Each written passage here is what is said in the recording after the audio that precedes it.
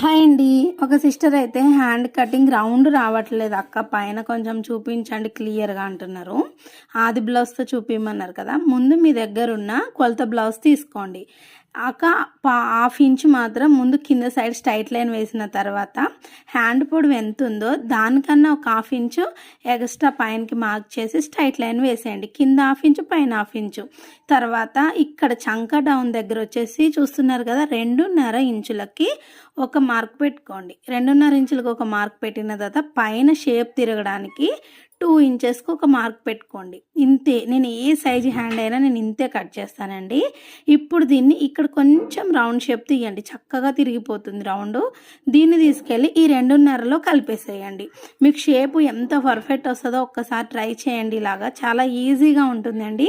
ఏ size బ్లౌజ్కైనా ఇంతే cut చేస్తాను నేను. చాలా సింపుల్గా వస్తుంది.